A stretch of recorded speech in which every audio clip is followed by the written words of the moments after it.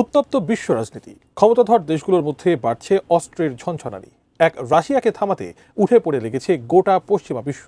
এবার মস্কোকে মোকাবেলা করতে মানববিহীন হেলিকপ্টার সামনে আনল যুক্তরাজ্য। বিস্তারিত শিহাব ইসলামের ডেস্ক রিপোর্টে। উত্তর আটলান্টিক অঞ্চলে রাশিয়ার সামরিক তৎপরতা নিয়ে উদ্বেগের মধ্যেই নজরদারি জোরদার করতে নতুন পদক্ষেপ নিল যুক্তরাজ্য। প্রথমবারের মতো পূর্ণ আকারের চালকবিহীন হেলিকপ্টার মোতায়েন করেছে ব্রিটিশ রয়্যাল নেভি।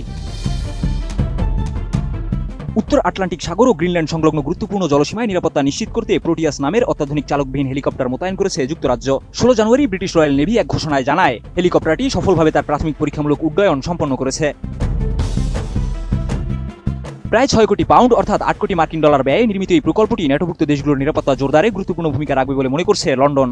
বিশেষ করে রাশিয়ার সাবমেরিন শনাক্তকরণ এবং সমুদ্রসীমায় নজরদারির ক্ষেত্রে এটি বেশ কার্যকর হবে।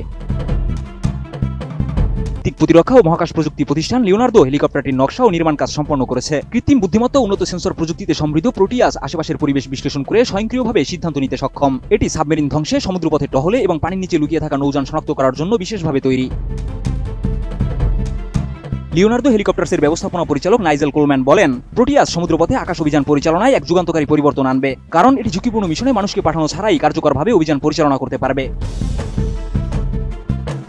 ইউক্রেনে রাশিয়ার পূর্ণমাত্রার আগ্রাসনের পর থেকে ইউরোপ জুড়ে প্রতিরক্ষা কৌশল নতুন করে সাজানো হচ্ছে। এর অংশ হিসেবে গ্রিনল্যান্ড, আইসল্যান্ড ও যুক্তরাজ্যের মধ্যবর্তী জলসীমায় রাশিয়ার জাহাজ ও সাবমেরিনের উপর নজরদারি বাড়ানো হচ্ছে।